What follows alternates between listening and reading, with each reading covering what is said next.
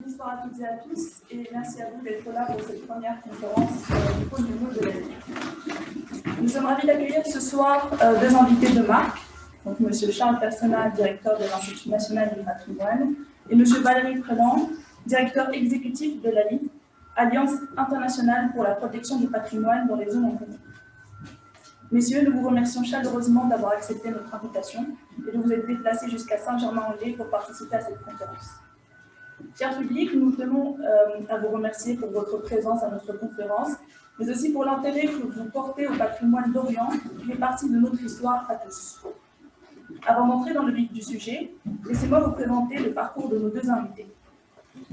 Donc, pour revenir sur votre parcours, Monsieur Personnat, vous êtes passé par Sciences Po, l'ENA et êtes diplômé en histoire. Vous rejoignez en 2004 le ministère de la Défense, le ministère de la Culture en 2009, avant de retourner au ministère de la Défense en 2012. En 2014, vous rejoignez la Cour des comptes avant d'occuper votre poste actuel depuis 2019. Spécialiste de Byzance, vous portez un intérêt particulier pour le Moyen-Orient. En 2018, Emmanuel Macron vous a commandé un rapport sur le renforcement de l'action de la France dans la protection du patrimoine du Moyen-Orient et le soutien au réseau éducatif des communautés chrétiennes de la région. Monsieur Préland, vous êtes également passé par Sciences Po et l'ENA, au sein de la promotion Cédar Senghor comme Monsieur Personnat. Vous êtes diplômé en droit, vous rejoignez le CSA en 1994, puis entrez en 1997 au ministère des Affaires étrangères et du Développement international que vous quittez en 2017 pour rejoindre la représentation française auprès de l'Union européenne.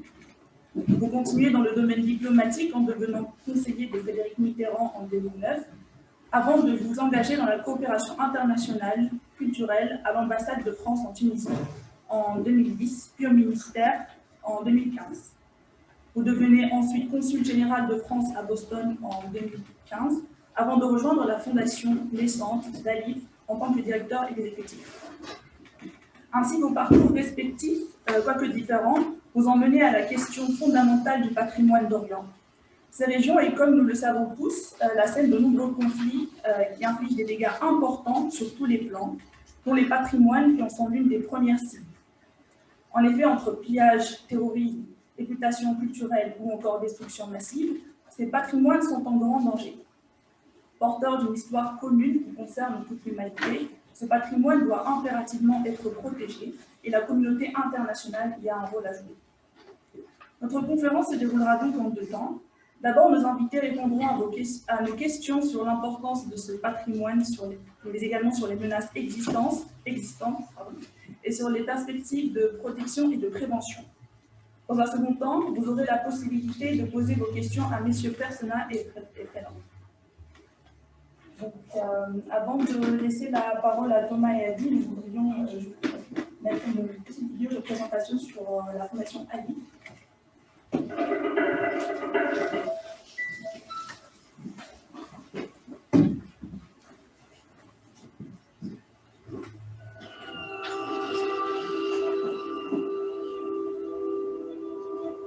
هذه الممارسات المنهجية تعتبر إنحاء للآخر، إلغاء للآخر. Les djihadistes avaient une intention de démolir cet emblème. Ce que Daesh a voulu faire, c'est nier l'identité collective.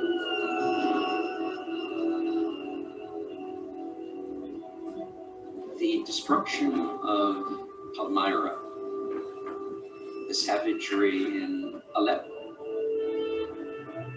the overrunning of Mosul in Iraq, and Timbuktu in Mali called to arms for people of goodwill to come together to save our cultural heritage.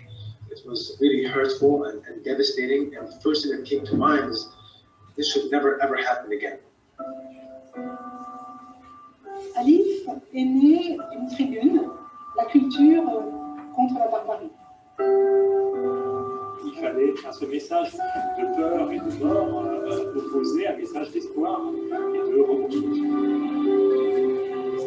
L'objectif ultime, c'est protéger le patrimoine pour construire la paix.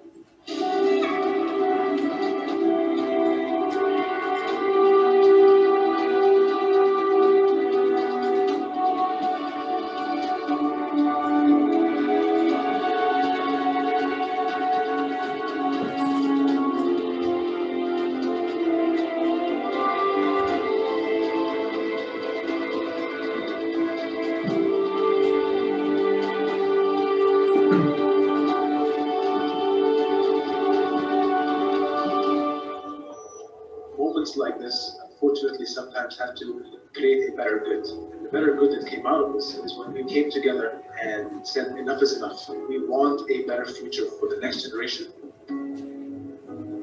We are not going to sit and do nothing while civilizations and history and heritage being torn down by these barbarians around the world. La France devait être tête de file de ce projet.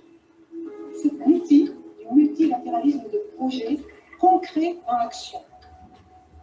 Un des parents pauvres dans le droit international humanitaire, c'est les biens culturels, la protection des biens culturels. Donc ça tombait très bien pour que la Suisse s'investisse. Ça, c'est notre premier pourcentage de souvent.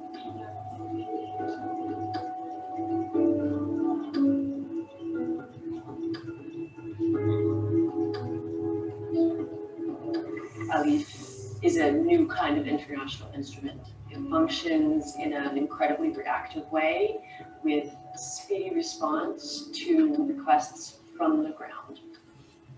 The core of how we work is the ALIPH spirit: action, action, action.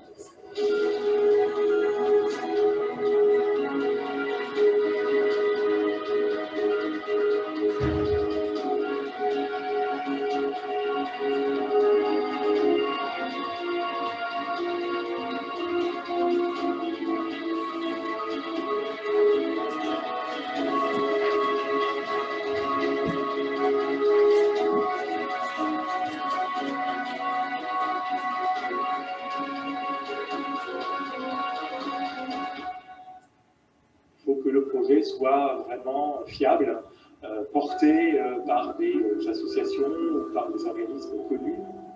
Il faut que les communautés qui vivent à côté de ce patrimoine soient intégrées à la démarche.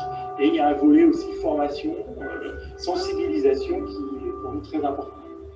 Le projet doit respecter des normes précises, mais qui sont fondamentalement liées à la capacité des populations de continuer à mettre en œuvre le projet. L'idée, c'est que la construction de la livre soit un point de départ d'un processus de conservation du patrimoine.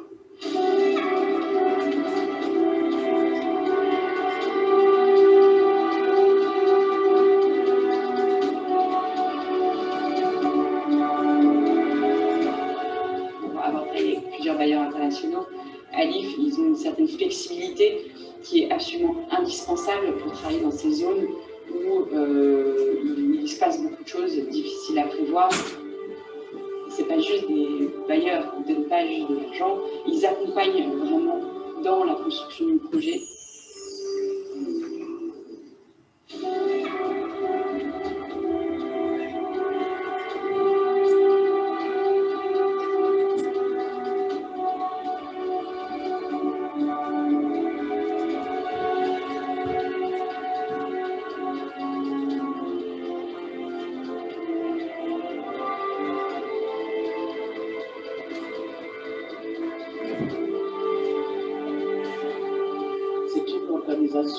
Dont l'Afrique a besoin, dont les besoins africains ont besoin.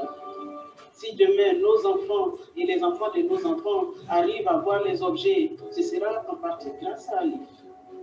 On doit montrer aux populations que leur identité n'est pas unique, elle est multiple. Avec le passé, on peut se construire un futur. Quand on soutient les projets, on a l'espoir que ce projet-là contribue au vivre ensemble, au dialogue entre communautés, à la stabilité et la paix dans la région. I think that Dostoevsky was right when he said that beauty will save the world.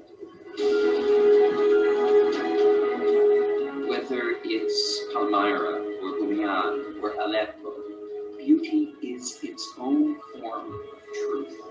And by preserving that beauty, we remind all of us of our common humanity.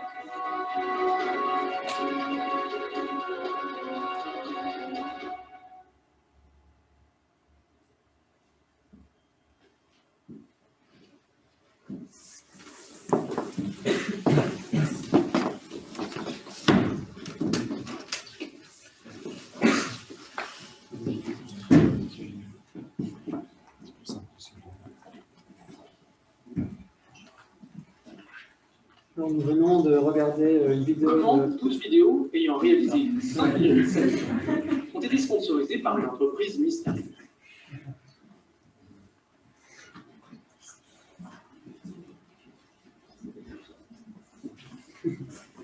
Alors, nous venons de regarder la vidéo de présentation de la Fondation Alif. Alors, Monsieur Freelance, souhaiteriez-vous y ajouter un mot? Je vais passer la parole à mon ami Charles Personnel pour l'INP. Oui, alors l'Institut national du patrimoine, c'est très différent d'ALIF, puisque là, vous avez une organisation internationale d'un nouveau type, avec ALIF, quelque chose qui n'existait pas, hein, un organisme à la fois international, d'une faible taille, capable de grande réactivité de cette manière-là, et avec des États très investis.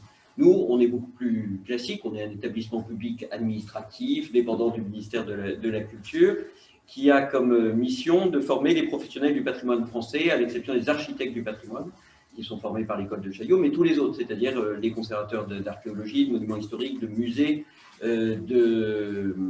d'archives, de patrimoine scientifique, technique et naturel, et puis les restaurateurs, c'est-à-dire ceux qui interviennent directement pour préserver les œuvres d'art, pour leur permettre de passer le temps, qu'il s'agisse de peinture, de sculpture, d'art graphique, etc., etc. Et nous avons un volet évidemment très, très fort de coopération internationale qui est dans l'ADN de l'établissement depuis sa création il y a 30 ans par Jack Lang. Et je dois dire qu'avec Alif, on a trouvé un partenaire avec lequel on s'entend bien justement sur les théâtres que l'on a évoqués dans le film et avec lequel il est aisé de travailler justement pour exporter des formations, des formations et notamment on a beaucoup travaillé ensemble au Proche et au Moyen-Orient, au Liban, en Irak, je l'espère bientôt en Syrie, et puis à Gaza récemment encore, où nous sommes intervenus, ce qui était dans une fenêtre de tir, on a eu vraiment de la chance parce que les frontières se sont ouvertes fin septembre, la mission a pu avoir lieu à Gaza, et puis là j'ai appris que les frontières se refermaient pour cause de Covid à nouveau. Donc voilà, on a là un acteur avec lequel il est aisé de travailler, et nous sommes en relation. On avait été créé pour être un peu l'ENA de la culture, c'est-à-dire former les hauts fonctionnaires qui s'occupent de notre patrimoine et former les restaurateurs. Et on a vraiment cette vocation qui se déploie maintenant de coopération internationale, parce que s'il y a bien un pays avec l'Italie qui est légitime dans ce domaine et dont personne ne méconnaît la légitimité, c'est bien la France, avec des professionnels de grande qualité, mais une difficulté, et ça peut-être Valérie reviendra là-dessus, à faire rayonner ce savoir-faire et à le mettre au service de ces situations que nous avons vues, ces situations douloureuses, ou alors de situations plus stables, mais on a cette difficulté-là et c'est sur quoi on travaille. Voilà un peu brièvement résumé ce qu'est notre Institut national du patrimoine qui se trouve à Paris et à Aubervilliers pour les ateliers de restauration et qui a aussi un volet de formation continue extrêmement important avec plus de 80 sessions organisées par an, plus de 1200 stagiaires qui viennent de toute la France pour se former à la fois aux innovations en matière de patrimoine et puis sur des choses plus classiques. Voilà un peu ce qu'est notre institut. Est-ce que vous voulez ajouter quelques mots sur la vie? Non, je réalise qu'on a un point commun, c'est que c'est Jack Lang qui a été en partie à l'origine de la création de 2 institutions. Il y a 35 ans, je crois, et puis Alif, Jack Lang a aussi été le préfigurateur de l'Alif en 2017. Voilà, donc on lui rend hommage, on lui doit beaucoup. Et puis juste pour effectivement préciser que Alif, c'est vraiment un peu un ovni dans le domaine international parce que on n'est pas encore exactement une organisation internationale, on est une fondation de droit suisse, on a un accord de siège avec la Suisse qui nous donne le même statut que les Nations Unies à Genève, donc les mêmes immunités et privilèges, mais on n'est pas à proprement parler d'une organisation internationale. Et on est on a le même statut que le Fonds mondial contre le sida vis-à-vis de l'Organisation mondiale de la santé. C'est un peu ce rapport que l'on peut avoir et nous vis-à-vis de l'UNESCO. Alors, messieurs, comment êtes-vous arrivés à vous intéresser au patrimoine d'Orient?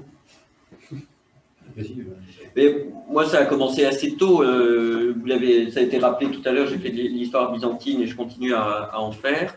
Et puis en 2013, il y a eu ces destructions perpétrées en Irak notamment et en Syrie, et en me demandant un peu comment agir là-dessus, j'ai travaillé pour une association qui s'appelle l'Œuvre d'Orient, sur ces questions de protection du patrimoine, en essayant un peu de susciter un intérêt ici en France et en Europe, et puis aussi de constituer des réseaux sur place de protection de ce patrimoine dans les communautés concernées.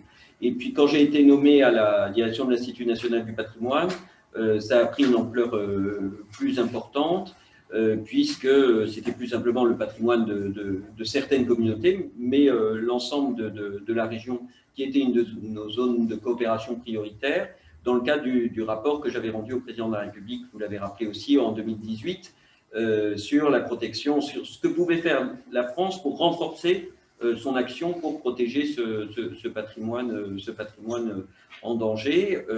On reviendra sur les causes de ce danger plus tard, j'imagine. Moi, je suis arrivé un peu plus tard, s'agissant du domaine du patrimoine du Moyen-Orient, mais en revanche, j'ai consacré 20 ans de ma vie à la diplomatie culturelle. Donc, c'est un sujet qui me passionne, qui m'intéresse. J'étais en poste en Tunisie, où j'ai pu faire beaucoup de diplomatie culturelle auprès du ministre Mitterrand, qui était quelqu'un qui s'intéressait beaucoup à l'international. Donc, j'ai développé cette expertise dans la diplomatie culturelle. J'avais été frappé en 2001 par la destruction des Bouddhas de Bamiyan, comme beaucoup.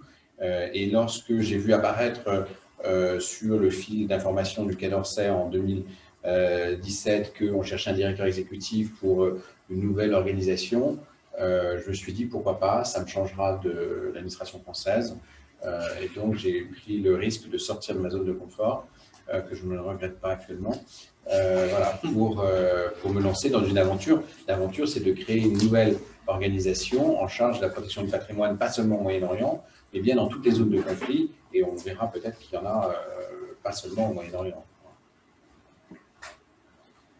Alors, à l'écran, on voit notamment l'arche de Ctésiphon, on voit une maison détruite à Beyrouth par explosion, on voit Palmyre, on voit la mosquée des Omeyyades de Damas, et on voit la mosquée Al-Nouri à Mossoul. Alors, ces images représentent, on va dire, la diversité culturelle et patrimoniale au Moyen-Orient. C'est une histoire plurimillénaire qui est aujourd'hui menacée. Alors, depuis plusieurs années, on a donc des menaces qui viennent détruire ce patrimoine. Ce patrimoine est pourtant un des dons majeurs de l'humanité. Et comment qualifieriez-vous cette importance du patrimoine pour nos générations actuelles et pour les générations futures? Le Moyen-Orient, vous savez, est une région qui est bouleversée par de nombreuses crises qui ont tout à voir avec la question du rapport à la modernité. Hein. Et en traitant de cette question du patrimoine, je crois qu'on traite avec les pays concernés une question qui a trait à l'acceptation des racines profondes de la civilisation et des civilisations qui se sont développées dans la région. C'est évidemment accepter qu'il y ait des strates successives dans cette histoire, depuis la préhistoire jusqu'à nos jours, et c'est faire ce travail finalement critique sur sa propre histoire, sur sa propre identité.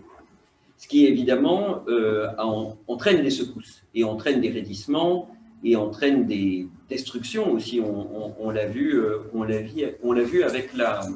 avec les guerres. Mais j'ajouterais que le fond de la question est plus général que les guerres ou l'islamisme violent tel qu'il a pu se développer avec Daesh.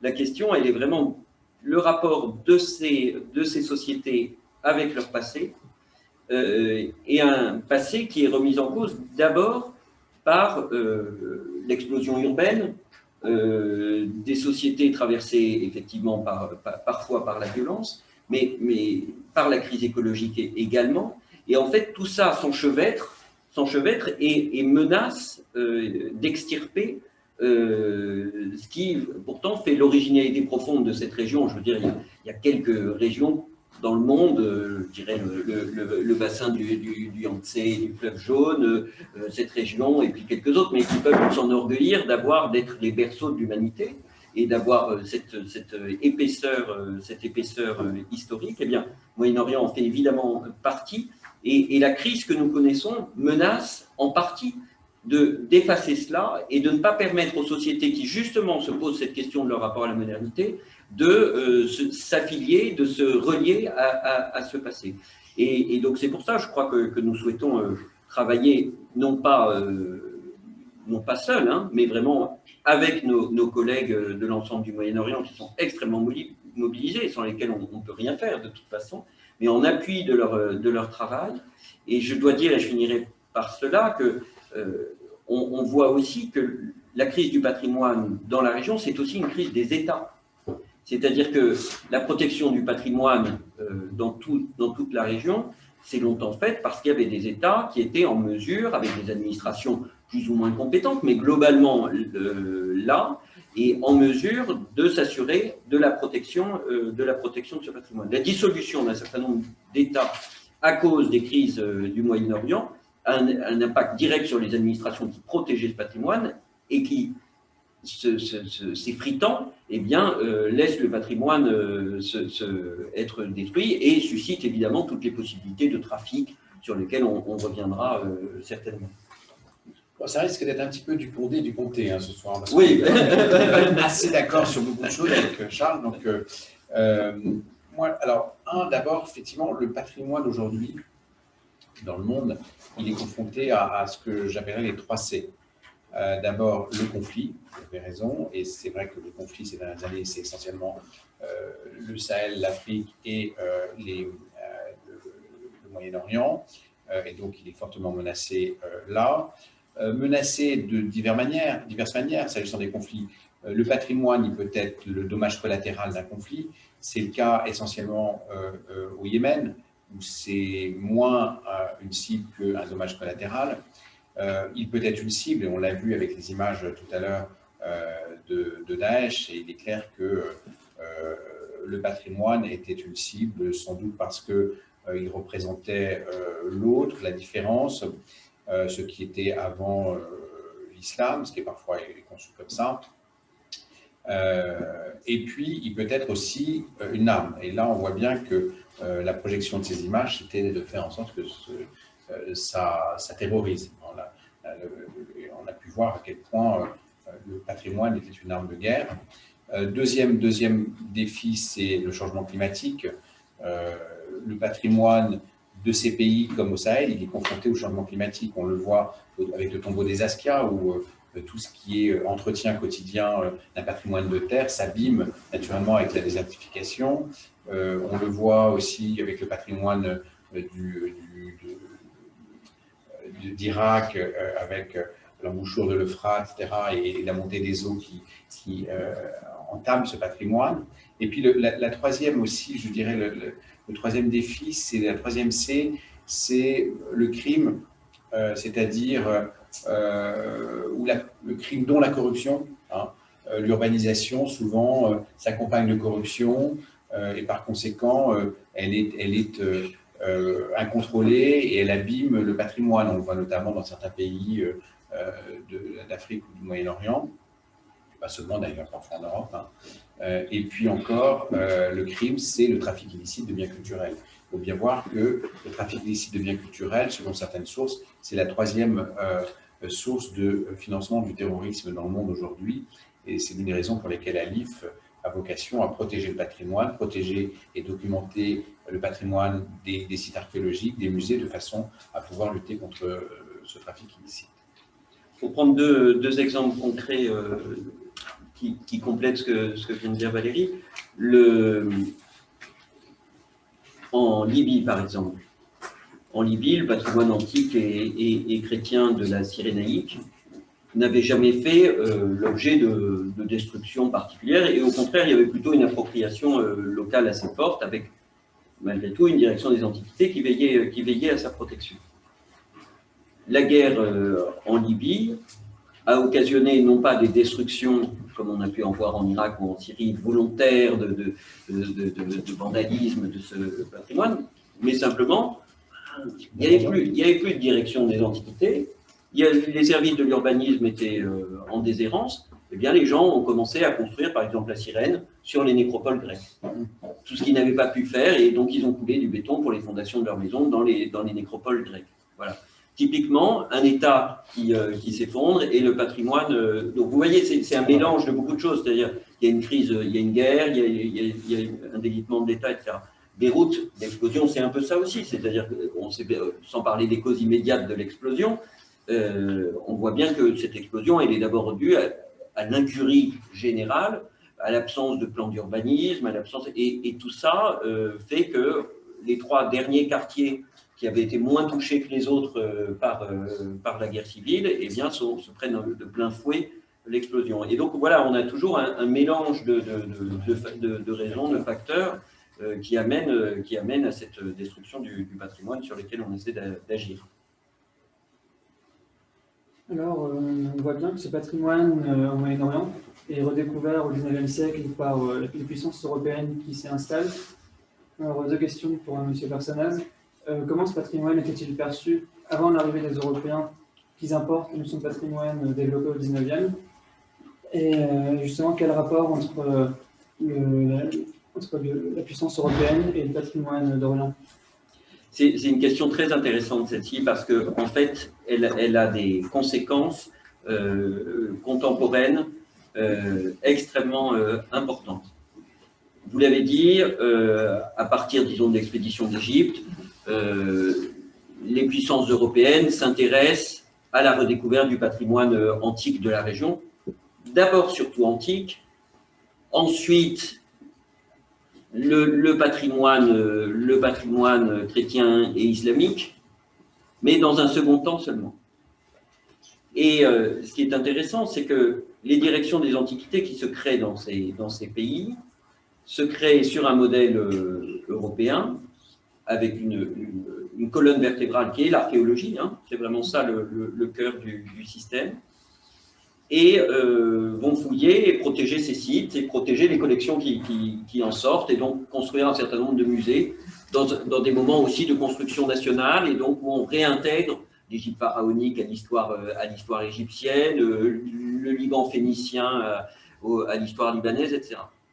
Et à l'inverse, pour ce qui est du patrimoine islamique ou du patrimoine chrétien, une intervention beaucoup moins grande des États dans sa protection, puisqu'il est en fait confié aux communautés elles-mêmes, et que l'État prend bien garde de ne pas trop s'en mêler.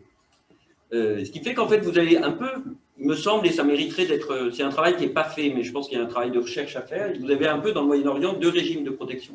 Vous avez un régime de protection qui ressemble un peu à celui qui est un peu inspiré de l'Europe, et qui concerne, disons, l'Antiquité classique, ou les périodes plus anciennes, l'Égypte pharaonique, la Mésopotamie, etc.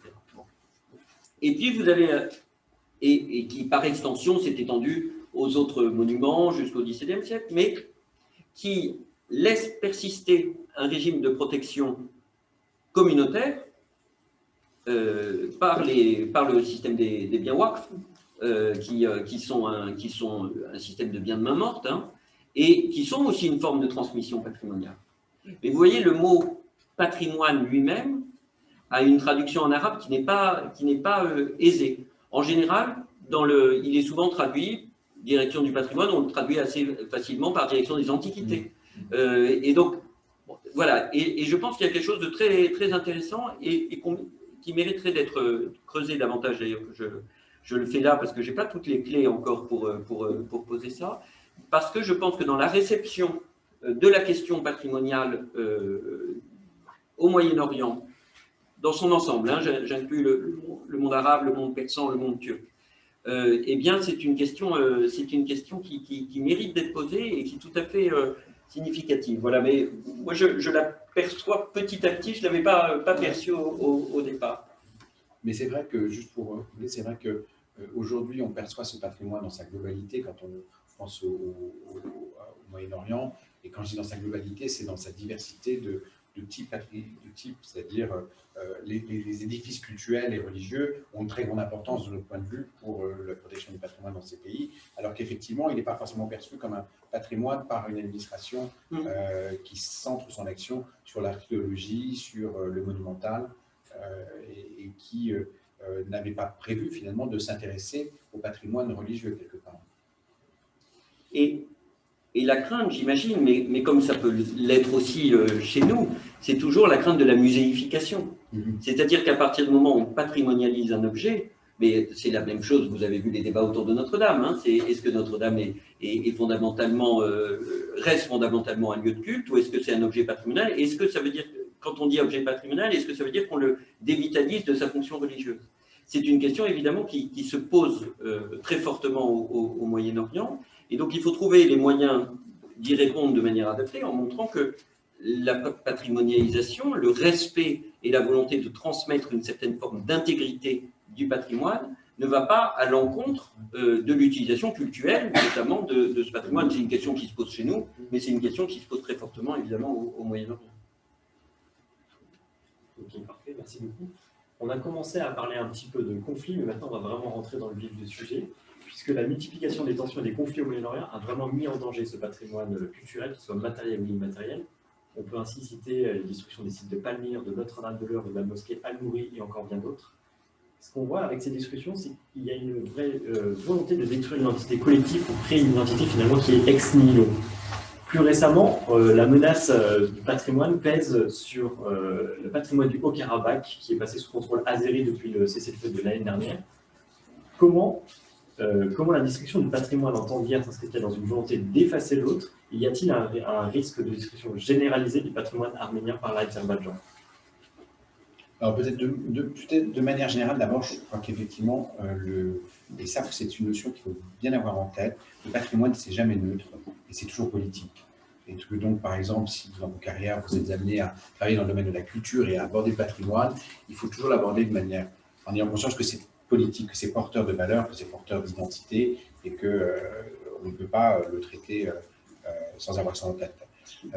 La deuxième chose, c'est s'agissant du patrimoine en Arménie et en Azerbaïdjan, je laisserai Charles en parler parce qu'il connaît ça mieux que moi, mais ce que je voudrais dire, c'est que là encore, c'est extrêmement politique, c'est instrumentalisé, et pour une organisation comme la nôtre, lorsqu'on veut intervenir sur un patrimoine dans un pays donné, il faut bien avoir en tête qu'on a toujours un principe qui s'impose à nous, qui est un principe vital du droit international, qui est le principe de souveraineté. Et que par conséquent, on ne peut pas aller où on veut, quand on veut, on ne peut aller que là où on est a priori autorisé à aller. Ce qui rend plus difficile notre action dans des zones où on n'a pas à lutter contre le patrimoine détruit par Daesh, ce qui est relativement aisé en définitive, parce que tout le monde s'accorde à considérer que, eh bien, il faut remettre et réhabiliter ce patrimoine qui a été détruit par le terrorisme. Mais en revanche, c'est plus compliqué d'intervenir dans des zones de droit et de souveraineté contestées, comme le Haut-Karabakh, puisque à qui devons-nous rendre des comptes? Et voilà, et donc on ne peut pas intervenir n'importe où, n'importe comment. Idem en Syrie, idem en Éthiopie. Il faut bien voir que le fait que nous nous intéressions beaucoup à cette question du patrimoine menace aussi ce patrimoine. Oui. On est dans un jeu qui est compliqué parce que vous savez très bien que l'on détruit ce patrimoine parce que l'on imagine que ça fait réagir l'Occident. Ce n'est pas la seule raison, hein. Il y a des raisons aussi principielles dans les destructions, par exemple, de Daesh. Il y a la volonté de faire table rase pour revenir à une situation initiale, etc. Mais on est toujours dans un couple compliqué, protection du patrimoine, vandalisme. J'en veux pour preuve la Révolution française, qui est le moment d'invention sans doute de la notion de patrimoine et de sa protection, et qui est en même temps la grande période de vandalisme, où on a détruit, il suffit de se promener en France, abondamment le patrimoine français. Donc il y a ce double...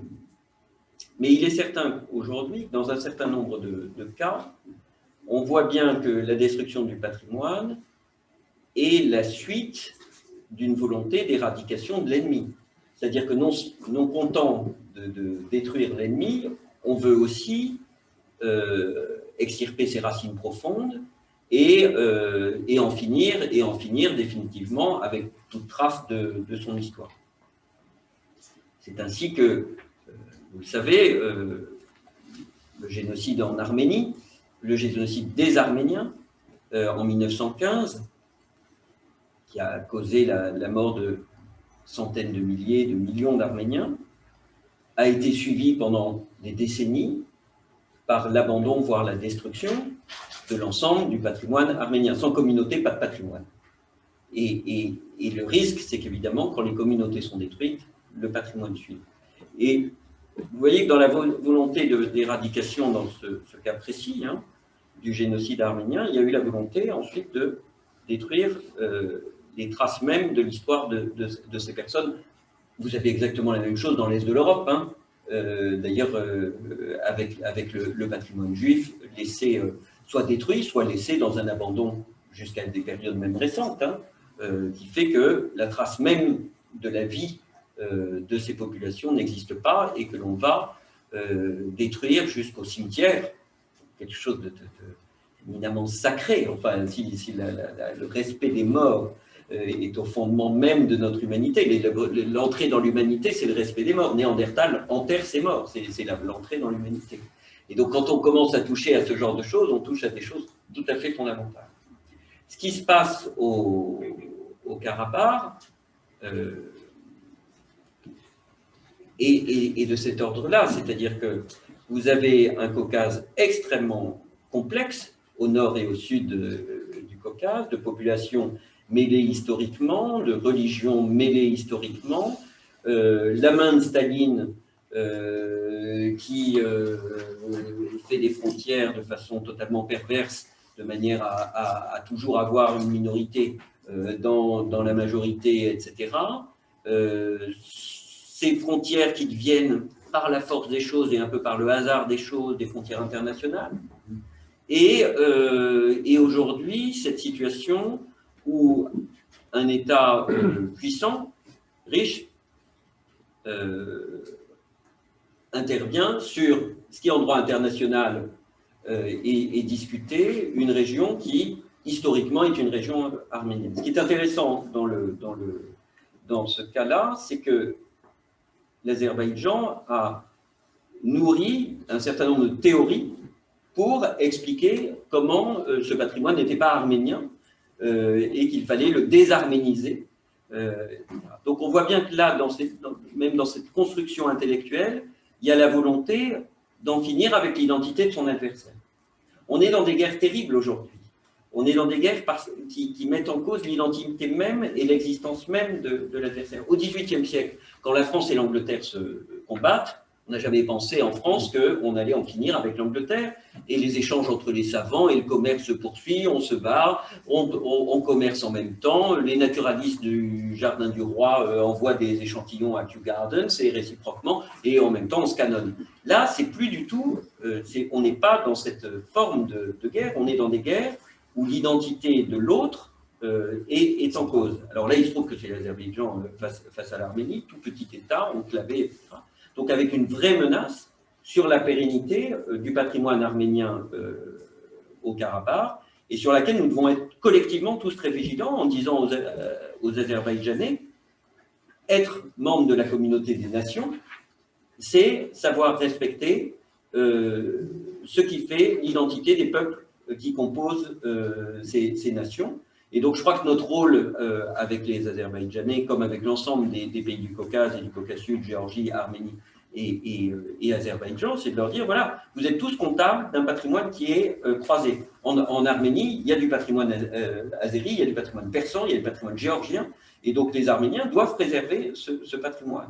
En Géorgie, le même croisement. En Azerbaïdjan, le même croisement. Et chacun est comptable, et universellement comptable, avec des traités que tout le monde a signés, hein, et comptable de la protection de ce patrimoine. Et nous, je crois que nous devons être très vigilants et veilleurs sur cet aspect pour signaler toutes les atteintes à cela. Autrement, on risque de voir se passer ce qui s'est passé malheureusement au Nakhitchevan dans les années 90-2000, qui a été complètement ignoré de la communauté internationale, c'est-à-dire la destruction systématique du patrimoine arménien au Nakhitchevan, avec des images filmées depuis l'Iran de la destruction du cimetière de Nouvelle-Julfa, 3000 stèles détruites avec des bulldozers, etc. Voilà. Et je pense que s'il y avait une opinion internationale suffisamment mobilisée à ce moment-là et qui dise ben, non, c'est pas possible. Quand on appartient à la communauté des nations, on ne fait pas ce genre de choses, eh bien, cela aurait été à mon avis, aurait permis de limiter ces destructions. Voilà, je pense que c'est de la faiblesse de la communauté internationale, bien souvent, que viennent les destructions et que les mauvais génies qui animent les peuples, qui peuvent animer nos peuples aussi, se réveillent et révèlent leurs pires aspects. Peut-être deux points pour poursuivre. Je ne sais pas si c'est dans vos questions, mais c'est ce que disait Charles. Il y avait deux choses que je voulais relever. D'abord, effectivement, on voit bien que la question identitaire est centrale aujourd'hui dans les conflits, instrumentalisée sans doute aussi pour des raisons économiques, politiques. Mais il est clair qu'elle a sans doute rarement eu une telle présence dans les conflits. La deuxième chose, c'est la question des communautés, qui est une notion pas facile et qui parfois amène à des choses un peu étranges. Bon, d'abord, la notion de communauté, peut-être pas pour votre génération, mais pour la mienne, c'est quelque chose avec lequel on n'était pas du tout familier. En France, la notion de communauté n'était pas quelque chose avec lequel on pensait. Et moi, j'ai pendant 20 ans lutté pour que dans les conclusions du Conseil des ministres de l'Union européenne, que dans les conventions de l'UNESCO, on n'ait pas cette notion de communauté. Et qui, sans doute, en réalité, en anglais, veut plus dire population locale que communauté en tant que telle, et qui renvoie à quelque chose de fermé parfois chez nous. Or aujourd'hui, dans le discours dominant sur la protection du patrimoine, on associe toujours la protection d'un patrimoine à une communauté. C'est-à-dire on ne protège le patrimoine qu'avec et pour les communautés. Ça peut amener à des choses assez étranges.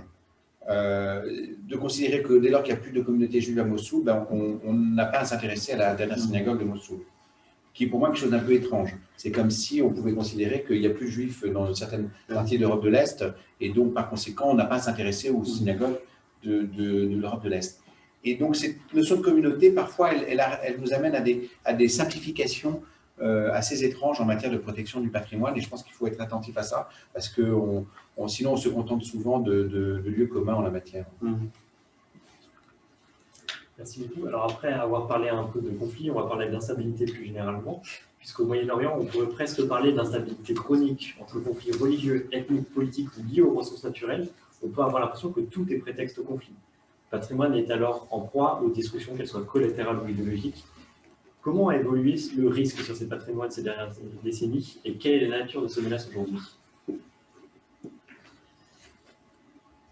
Les conflits armés, même s'ils sont extrêmement cruels, ne concernent qu'une partie du territoire du Moyen-Orient. Mais ce qui concerne l'ensemble de la région, c'est ce à quoi on faisait référence au début, c'est-à-dire l'urbanisation massive, qui est, à mon avis, le premier facteur de destruction du patrimoine. Moi, je suis frappé à chaque fois que je retourne en Égypte. Quand j'étais étudiant, j'étais étudiant à Sciences Po, j'avais fait un stage au Caire, et c'était déjà une ville incroyable, enfin, de grandeur et d'immensité. Mais aujourd'hui, 20 ans après, 25 ans après, en fait, c'est toute la bande du Nil qui est construite. Parce que je crois que la croissance démographique de l'Égypte, ça doit être 2 millions d'habitants supplémentaires chaque année.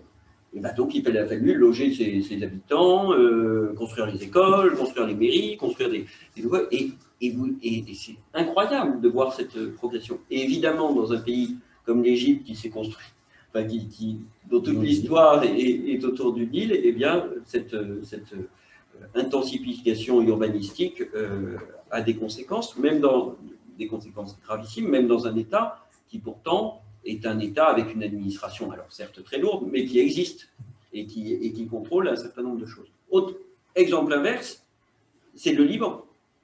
Le Liban, État faible s'il en est, eh bien là, développement urbanistique tous azimuts, pour des raisons de bulles financières, parce qu'on investit dans l'immobilier, et alors vous avez une côte, un littoral libanais, pour ceux qui connaissent le Liban, entièrement construit, à l'exception de quelques rares endroits. Et là aussi, destruction patrimoniale colossale. Donc c'est ça, à mon avis, le risque principal. Et comme je vous le disais, le fait qu'un certain nombre d'États n'arrivent plus à assurer ces fonctions de protection, on le voit en Irak et en Syrie.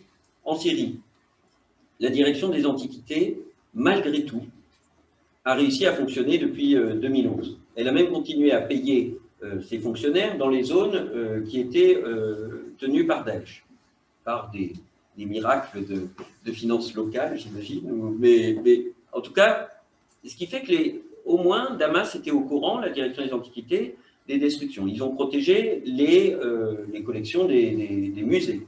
Ils ont essayé de faire ce qu'ils pouvaient. Aujourd'hui, en fait, c'est moins la situation de guerre dans certaines régions de Syrie que le reflux de l'État, parce qu'il n'a plus les moyens d'assurer justement cette protection qui a pu durer pendant une partie de la guerre, qui est la source et la menace principale, puisque ça permet tous les trafics, ça permet, et d'ailleurs on voit bien arriver chez nous un certain nombre une grande quantité de pièces tout à fait importantes du patrimoine syrien, sans qu'on soit bien capable de savoir d'où elles viennent d'ailleurs, puisque ce sont des fouilles récentes qui ont été faites. Vous avez peut-être vu toutes ces photos où on voit des sites comme Apamé ou Marie, avec tous les 2 mètres un trou de pelleteuse pour faire des fouilles sauvages. Donc là, on a vraiment, c'est la deuxième menace, et alors en Irak, on le voit aussi très fortement, on a une direction des Antiquités avec des gens très solides, très bien, etc. Mais pendant 20 ans, les universités irakiennes n'ont pas fonctionné, et il n'y a pas de relève. Et donc, nous, notre travail là aussi, c'est d'aider ces structures, ces directions des Antiquités, etc., à former des gens qui puissent assurer ce rôle de protection. Et ce qui me frappe, et ce qui me fait plaisir, et ce qui donne de l'espoir, c'est qu'il y a quand même beaucoup de gens de très bonne volonté, parfois très bien formés, et qui sont très engagés, et au-delà même de ce qu'on pourrait imaginer, dans la protection de ce patrimoine dans tous ces pays. Donc voilà, on a ces grandes menaces, à mon avis, fondamentales, mais on a aussi des gens qui sont assez résolus à considérer que ça fait partie de leur mission principale que de protéger ce patrimoine. Alors, on parle beaucoup de menaces et on a vraiment l'impression qu'on est sous une avalanche de défis, de menaces sur le patrimoine. Bon, c'est vrai. En même temps, ce patrimoine, si une fondation comme Alif a vocation à le protéger, à le réhabiliter, c'est parce qu'on considère aussi que c'est une source d'espoir, le patrimoine, que c'est une source de paix. Ce n'est pas uniquement une cible de guerre. Et notre sentiment, c'est que le patrimoine, ça contribue au développement touristique et si possible culturel et pas uniquement massif. Et donc, ça apporte de l'économie, ça apporte de la cohésion sociale, du dialogue, etc. Et j'en veux pour preuve un exemple qui est très joli, qui est la réhabilitation du monastère de Marbenham, qui était là tout à l'heure, donc au sud de Bagdad, qui est un monastère qui est l'un des plus anciens du Moyen-Orient et qui a traditionnellement été un lieu de pèlerinage de chrétiens naturellement, mais aussi de musulmans sunnites et de yézidis. Et donc ce lieu de prière, eh bien, il a été détruit par Daesh en 2015 et l'idée est née de le réhabiliter, d'ailleurs à la demande de l'évêque catholique, syrien catholique. Syrien catholique, oui. Ouais. Et donc, il a été réhabilité avec des financements Alif par une ONG française. Et ce qui est intéressant, c'est que c'est un projet qui était mené par un architecte français qui vivait sur place, qui avait vécu sur place pendant 2 ou 3 ans, avec un archéologue irakien. Et ce sont des ouvriers sunnites et chrétiens qui ont travaillé à la réhabilitation de ce monastère. Et les gens du village ont donné les vieilles pierres, les vieilles briques qu'ils avaient des maisons qui étaient détruites, parce qu'ils considéraient que c'était très important qu'on puisse le reconstruire pour la cohésion du village. Et si vous regardez la vidéo sur ce site, sur notre site internet, vous verrez que tout le monde, toutes les communautés, justement, se réjouissent de la reconstruction de ce monastère. Donc, pour nous, c'est un exemple type de ce que l'on voudrait pouvoir faire à chaque fois, c'est de faire de ces projets patrimoniaux des lieux de rencontre et de dialogue pour, si possible et modestement, contribuer à la paix. Autre exemple de ça, et qui est très récent, c'est celui que je citais tout à l'heure de Gaza. Donc, Alif soutient un archéologue français qui s'appelle René Elter et qui fouille depuis des années. Comme tous les archéologues français. Oui, c'est ça, depuis des années. Un site qui est immense et de première importance, il pourrait être un jour classé au patrimoine mondial de l'humanité, qui est le site du monastère de Saint-Hilarion. Bon, c'est un site archéologique antique puis chrétien. Et donc on est à Gaza. Le Hamas a toujours considéré que ces fouilles étaient naturelles et normales. Et toujours, l'université de Gaza a envoyé ses étudiants pour se former sur ce site, pour pouvoir se former à l'archéologie, mais aussi se former à la médiation pour les publics scolaires et à toutes ces sortes de choses que nous, depuis notre France, on a parfois du mal à imaginer que ça puisse avoir lieu à Gaza, dans un monde soumis à la situation que vous connaissez. Et pourtant, voilà, encore une fois, la formation qui s'est passée il y a 15 jours a permis de réunir un certain nombre d'étudiants de l'Université de Gaza, de former également des restaurateurs en sculpture, etc. Et on voit bien qu'il y a un attachement extrêmement fort à ce patrimoine, parce que, d'abord, c'est un poumon de respiration, c'est-à-dire que quand on est sur ce site archéologique, s'éloigne un peu la vie quotidienne difficile de Gaza, parce que c'est aussi un lieu de visite scolaire où sont passés tous les enfants des écoles, parce que ça fait des années que ça ne les emplit pas. Et donc, voilà, c'est un lieu aussi de paix dans une région, on le sait, marquée ô combien par le conflit. Donc ce genre d'exemple est possible. Alors évidemment, là, on prend des situations paroxystiques, les environs de Mossoul, Gaza, etc.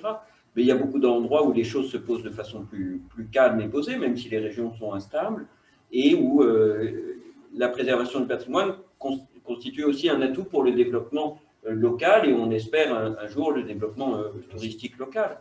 Et donc la restauration aussi du petit patrimoine, les ponts, les habitations, le patrimoine civil, etc., participe aussi de cette question. Parce que, fondamentalement, la protection du patrimoine, il faut bien, et ça vaut pour la France, hein, et c'est une des questions, à mon avis, pour laquelle on doit aussi s'intéresser au patrimoine. La question fondamentale, c'est comment est-ce qu'on habite mieux ce monde, et comment on réconcilie les objectifs de développement durable que nous avons avec le patrimoine. Parce que, évidemment, connaître les techniques anciennes d'architecture, savoir réutiliser les lieux plutôt que détruire et reconstruire, etc. C'est bien tous les objectifs que l'on a avec la question du développement durable, qu'il s'agisse de la France comme qu'il s'agisse de ces pays-là. Et je crois que ça, c'est aussi une source de développement local. Peut-être un autre exemple qui vous montre la façon dont on travaille chez Alif. Là, j'étais à Chypre pendant 3 jours. Et Chypre, on oublie que c'est une zone de tension forte encore en Europe. Et donc, comme vous le savez, il y a Chypre Sud et Chypre Nord. Et donc j'étais dans la partie nord, qui n'est pas une partie facile d'accès, quand on arrive par le sud, par la République de Chypre. Et là, on nous a proposé d'intervenir pour la réhabilitation de 2 églises, qui sont d'ailleurs des exemples remarquables de ce que pu faire la famille Lusignan lorsqu'ils étaient rois de Chypre, donc du 15e. Et c'est vraiment un endroit à Famagouste absolument incroyable. Vous avez des cathédrales, l'impression d'être dans le Poitou, donc c'est juste hallucinant. Vous avez ces églises et ces cathédrales. Et nous, on a dit très bien, ça nous intéresse, parce qu'il y a un comité Nord-Sud qui s'occupe de cette gestion du patrimoine, et on leur a dit très bien, mais est-ce qu'il n'y aurait pas autre chose à faire aussi dans le Sud? Et donc, ils ont proposé une mosquée dans le Sud, et on peut comme ça travailler sur un ensemble de sites. Et l'idée, c'est de voir si on ne peut pas associer des Chypriotes du Sud, et des jeunes Chypriotes du Sud et des jeunes Chypriotes du Nord autour de ce type de projet, de façon à ce que, au-delà de la diversité que l'on pourrait promouvoir, il y a aussi des rencontres, et que ce patrimoine et sa restauration soient l'objet de rencontres. Donc c'est un peu ça qui nous anime à chaque fois. Lorsque vous parliez du Caucase tout à l'heure, lorsque la guerre s'est terminée entre l'Arménie et l'Azerbaïdjan, enfin les combats, parce qu'aujourd'hui on n'a pas encore un traité de paix, on a une ligne de cessez-le-feu. Moi je suis allé en Arménie en janvier, et puis en avril on a organisé une table ronde sur le patrimoine du Sud-Caucase. Et on a invité Azerbaïdjanais, Arméniens, je pense que c'était la première fois que des officiels des deux pays se retrouvaient, plus dans une salle virtuelle. On a invité aussi les Russes, Mikhail Petrovski, qui est le patron de l'Ermitage et qui joue un rôle important dans la région, des universitaires européens, américains, voilà. Et tout le monde a discuté de façon extrêmement tendue. Hein, les gens dans le chat parfois s'envoyaient des menaces de mort, ce qui est assez rare, assez rare quand même. Hein. Et, bon, donc, mais la discussion a eu lieu. Et puis à un moment, il y a un archéologue français qui a dit mais, oui, finalement, si on remonte aux époques encore plus anciennes que le patrimoine islamique, que le patrimoine chrétien arménien, etc., bon, il y avait une civilisation qui s'appelle Urartu dans la région, et donc, cette civilisation, elle partait de la Turquie, partie de la Géorgie, l'Arménie, l'Azerbaïdjan actuel, le nord de l'Iran, etc. Est-ce qu'on ne pourrait pas imaginer un réseau des sites urartéens? Alors, bon, ça semblait un peu loin de l'actualité, mais n'empêche que, par ce biais-là, par un patrimoine très ancien, en fait, est née l'idée d'associer de façon sans doute beaucoup plus dépassionnée que sur un patrimoine plus récent, même s'il est médiéval, d'associer des savants azerbaïdjanais, arméniens, on l'espère géorgiens, iraniens, etc. Et donc, tout ça est lent, tout ça est compliqué, tout ça est, voilà, instrumentalisé par le politique, et donc tout ça n'aboutit pas en un jour. Mais vous voyez, ce type d'idée germe, et un patrimoine plus ancien peut aussi nous aider à dépassionner un peu les tensions très identitaires, parce que ce soit en Azerbaïdjan, en Géorgie ou en Arménie, il y a peu de gens qui se disent urartéens aujourd'hui et qui revendiquent leur identité urartéenne, il n'y en a pas. Donc c'est une façon de dépasser ce genre de choses, et ça peut être des moyens, alors certes fragiles, hein, et puis qui ne résolvent évidemment pas tout, mais qui peuvent aider aussi à progresser, parce qu'on est de l'ordre ici de petites touches hein, qui permettent d'avancer vers un chemin de dialogue dans des régions extrêmement complexes. Merci beaucoup. Alors, on l'a un peu évoqué, la destruction du patrimoine peut relever d'une finalité de destruction de l'identité de l'autre, de nier l'identité culturelle de l'autre et sa légitimité. Dans ce cas-là, pour nous, il y a une question qui se pose, c'est celle de la mise en danger du patrimoine matériel et immatériel des minorités. Et on pense en particulier aux chrétiens d'Orient qui ont massivement fui la région. Monsieur Personnaz, dans votre rapport sur les moyens de renforcer l'action de la France dans la protection du patrimoine et du réseau éducatif chrétien au Moyen-Orient, remis au président de la République Emmanuel Macron en 2019, vous dépeigez une situation plutôt urgente pour protéger ce patrimoine. Comment la volonté d'homogénéiser ethniquement un territoire s'accompagne-t-elle de l'épudération culturelle du patrimoine de l'autre dans le cas des chrétiens d'Orient? À quand ce phénomène remonte-t-il? Et comment la France peut-elle agir pour aider et protéger le patrimoine matériel et immatériel de ces minorités? On l'a dit tout à l'heure, c'est-à-dire qu'on veut la volonté d'homogénéiser un certain nombre de zones à amener ce que vous dites, c'est-à-dire l'exil de population et puis la destruction de patrimoine. Et encore une fois, on sait bien que quand les communautés sont parties, les communautés, ces minorités, mais vous parlez des communautés chrétiennes, mais ça a été le cas pour les communautés juives dans les années 50 ou aujourd'hui pour les yézidis, ou certaines minorités musulmanes par rapport à d'autres. Hein, tout ça, est, vous savez, comme est complexe la mosaïque du Moyen-Orient. eh bien, le patrimoine lui aussi suit dans la destruction. Et voilà. Moi, je crois que depuis la fin des combats en Irak, depuis la stabilisation, je ne sais pas comment on peut appeler ça, de la situation en Syrie, aujourd'hui, les menaces sur ce patrimoine précis existent toujours, mais sont peut-être moins aiguës qu'elles ont pu l'être. Donc il se retrouve dans bien des cas dans la même situation que le reste du patrimoine de la région, même si il y a un certain nombre d'attentats en Égypte contre des églises, etc., nous rappellent de temps en temps que cette question existe de façon singulière. La manière de préserver ce patrimoine, c'est d'abord que les communautés s'en emparent et que les communautés chrétiennes dans l'espèce s'en emparent et considèrent que c'est ce qu'elles apportent aux sociétés auxquelles elles appartiennent. L'idée, évidemment, c'est que ces communautés chrétiennes puissent valoir dans des sociétés très majoritairement musulmanes l'apport qu'a constitué et que constitue leur culture et leur présence sur place. Un apport culturel, un apport de médiation dans un certain nombre de pays, un apport en termes de services publics éducatifs ou hospitaliers, etc., dans un certain nombre d'autres pays ou les mêmes.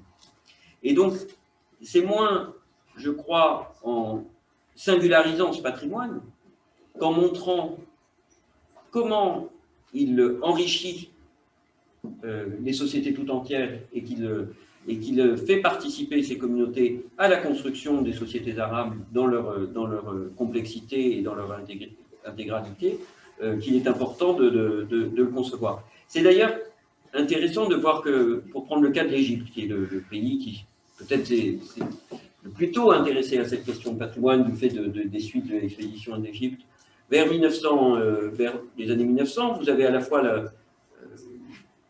à la suite du musée égyptien créé par Mariette dans les années 1850, etc., vous avez la constitution du musée islamique du Caire, le magnifique musée islamique du Caire, avec des collections qui sont très souvent ignorées des touristes, et qui a été lui aussi pris à partie par un attentat, parce qu'il n'était pas possible que du patrimoine islamique soit dans un musée, alors que c'était une idée, pas récente, c'était une idée du début du XXe siècle. Vous avez et au même moment, né à l'initiative d'un notable copte qui s'appelait Morcos Simaïka, l'initiative du musée copte. Mais pas du tout dans une idée d'affirmation d'une communauté. Vous savez, comme les Égyptiens sont attachés à l'unicité de la nation égyptienne, musulmans et coptes, ensemble. Et ça a été quand même le grand leitmotiv du WAFT en 1919, après la Première Guerre mondiale. Et c'est un slogan qui a été repris sur la place Tahrir au moment des émeutes contre Moubarak. Eh bien, en fait, ces communautés ont voulu montrer leur rapport à la société égyptienne. Elles n'ont pas voulu se retrancher, elles n'ont pas voulu faire un communautarisme, elles ont voulu simplement dire, ben voilà, on participe de cette société et on montre comment on a pu l'enrichir. Je crois qu'il faut vraiment se situer dans cette dynamique positive, parce que, évidemment,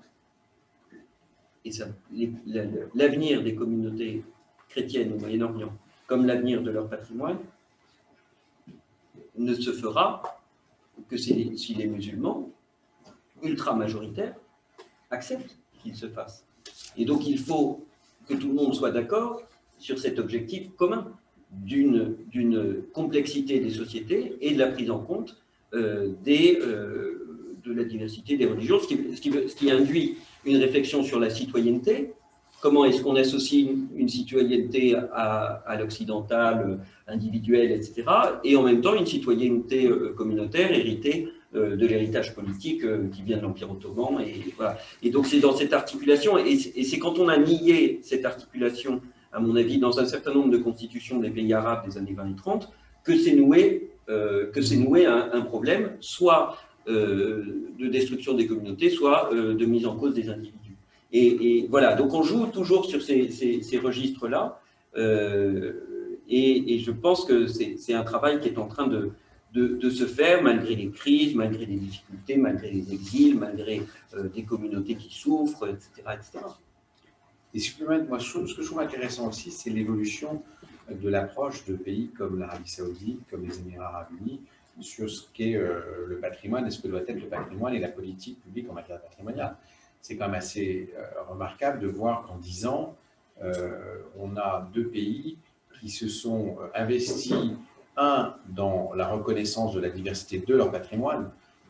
Lorsqu'on regarde l'Arabie Saoudite aujourd'hui, le principal site qu'ils mettent en avant, c'est un site que j'ai visité il y a 30 ans et qui était interdit au public et qui aujourd'hui, Medaïn Saleh, à Loula, est un site nabatéen, donc d'avant l'islam, et qui aujourd'hui va être l'un des phares du tourisme saoudien.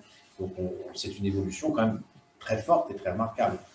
Et de la même manière, tant les Émirats et l'Arabie Saoudite avec sont attachés à projeter une image de tolérance et de respect de la diversité, et notamment à travers Alif, mais aussi à travers ce qu'ils font à Mossoul, puisque c'est les Émirats Arabes Unis qui financent les projets UNESCO de réhabilitation de 2 églises et de la mosquée Al-Nouri. Et donc, c'est quand même une évolution de ces 10 dernières années qui est assez remarquable et qui est, je pense, porteuse d'espoir. De la même manière que lorsqu'on travaille avec les autorités irakiennes, elles sont attachées à la protection du patrimoine dans sa diversité. Pour certains, mais c'était, donc quand je dis diversité, culturelle, religieuse, etc., peut-être la seule difficulté, il faut être honnête encore aujourd'hui dans le monde arabe, c'est le rapport au patrimoine de la communauté juive, qui peut encore parfois soulever des difficultés. Mais sinon, le reste, il y a une volonté politique quand même dans la plupart de ces pays de reconnaître cette diversité. Alors, sur le patrimoine de la communauté juive, on peut remarquer l'effort important qu'a fait l'Égypte pour remettre en état les synagogues du Caire. Alors, il n'y a plus de communauté, enfin, il y a 30 juifs dans cette Égypte qui a connu des communautés si importantes jusqu'à la création de l'État d'Israël. Mais il faut bien dire que les synagogues sont protégées et restaurées, etc. Mais c'est effectivement un angle mort dans la plupart des pays. Même si, par exemple, en Syrie, à Damas, on voit que les maisons du quartier juif qui ont été reprises par le gouvernement sont restaurées à d'autres fins. Hein. Ce sont des bâtiments civils et sont restaurés à d'autres fins. Donc voilà, je pense que ce sont aussi des choses qui sont en train de changer, mais à mesure d'ailleurs que le paysage politique du Moyen-Orient sur ce point-là est en train de changer, sans qu'on mesure d'ailleurs bien quelle forme tout cela va prendre dans les années, mais on sera peut-être surpris dans les années qui viennent. Mais pour reprendre cet exemple de l'Arabie Saoudite aujourd'hui, l'Arabie Saoudite finance des fouilles très importantes dans la région qui était citée là et qui concernent à la fois du patrimoine islamique, tout le patrimoine islamique, et ces fouilles sont publiées, les objets sont présentés au musée de Riyad. Enfin voilà, il y a une... Ils sont même exposés dans les jardins du Palais Royal. Ouais, il y a une série d'affiches sur le site de Medaïn Saleh. Ouais. Donc on voit tout ça, voilà, mais qui dit bien, voilà, ce qu'est le travail qui est en train de se faire dans toute la région, travail extrêmement douloureux, mais qui induit des nouvelles compositions qu'on n'imaginait pas il y a encore quelques années. Donc vous avez rappelé la diversité du patrimoine moyen-orient, notamment sa redécouverte actuelle, avec le patrimoine païen qui est mis en valeur en Arabie Saoudite, le patrimoine juif qui commence à être redécouvert. Ça contraste par le passé avec une politique d'instrumentalisation du patrimoine, comme on a pu le voir avec Saddam Hussein, avec le patrimoine babylonien. Et du coup, vous percevez une évolution positive quant à la mise en valeur du patrimoine dans toute cette diversité? Moi, je dirais juste une chose, c'est que le patrimoine reste politique. Donc, il faut se féliciter de cette diversité, il faut se féliciter de cette approche. Mais en France, ailleurs, toute approche du patrimoine est aussi l'expression d'une vision politique. Par conséquent, quand tel ou tel pays restaure tel ou tel monument, quand en France on restaure tel ou tel, et on prend tel ou tel parti pris de restauration, même on pourrait aller plus loin, c'est l'expression d'une vision. Quand les Polonais rebâtissent la place principale de Varsovie sur les plans anciens, etc., c'est une vision politique de ce que doit être et l'image de l'identité polonaise. Voilà. Et les débats qu'il y a autour de la reconstruction de Mossoul, ville détruite comme l'ont été les villes européennes certaines villes européennes pendant la Seconde Guerre mondiale, c'est le même débat en fait aujourd'hui. Est-ce qu'il faut restituer à l'identique jusqu'où on va quand il ne reste pas grand-chose? En fait, toutes ces questions-là, comment est-ce qu'on restaure l'historicité de cette ville, mais en même temps sans faire un Disneyland ou un musée, voilà. Ce sont des débats contradictoires qui ne sont pas simples et qui renvoient évidemment à des imaginaires, à des visions politiques, à des visions sociales extrêmement variées. Et donc, c'est dans ce débat compliqué que l'on avance. On avait parlé de la destruction du patrimoine, notamment à Bamiyan ou à Palmyre. Alors, la communauté internationale savait que ce patrimoine allait être détruit ou allait être mis en danger dans les médias. Pourtant, nous n'avons pas agi. Alors, contraints par des éléments de souveraineté, du droit international ou d'une force militaire qui est difficile à mettre en place, a-t-on appris de ces catastrophes et que peut-on imaginer à l'avenir pour éviter ces problèmes à nouveau? Peut-on imaginer par exemple la création d'une force de casque bleu qui pourrait intervenir militairement sur ces sites, ou cela paraît-il trop impossible au vu des considérations politiques, sachant que le Conseil de sécurité, par exemple, peut difficilement se mettre d'accord? Moi je pense que tout le monde a appris. Que nous, on a appris de ce qui s'était passé à Bamiyan, et je vais vous donner un exemple, mais aussi, s'agissant de Bamiyan et d'Afghanistan, les talibans ont appris aussi de ce qu'ils avaient fait et des conséquences de ce que ça avait pu avoir pour la stabilité de leur régime. Donc, premier point, nous, on a appris parce que, par exemple, pendant tout le premier semestre de l'année dernière, chez Alif, on a travaillé avec les autorités afghanes de l'époque pour faire en sorte de pouvoir faire sortir les œuvres du musée de Kaboul dans l'hypothèse où le régime taliban reprendrait le pouvoir. Parce qu'on ne peut pas imaginer et savoir exactement quelles seraient leurs intentions à l'égard du patrimoine afghan. Et donc, on y a travaillé avec l'idée de les faire sortir pour le promouvoir à l'étranger, donc à travers des expositions. Et donc, pas le faire sortir pour le mettre dans un endroit et le sauvegarder, mais plutôt pour faire des expositions. Malheureusement, nous étions en train de négocier avec les autorités afghanes lorsque le régime s'est effondré du jour au lendemain, puisque le président Ashraf Ghani est parti du jour au lendemain. Et donc là, eh bien, principe de souveraineté, on n'est pas des cow-boys, on ne va pas arriver pour faire sortir les œuvres comme ça. On avait appris, puisqu'on avait quand même préparé quelque chose, mais on a été confronté à ces difficultés. Après, juste un point sur l'histoire de la protection des artefacts, sur le fait de savoir s'il faut les sortir d'un pays ou les garder. C'est toujours très, très compliqué de faire sortir les œuvres d'un pays. Ça suscite des problématiques politiques très fortes, etc.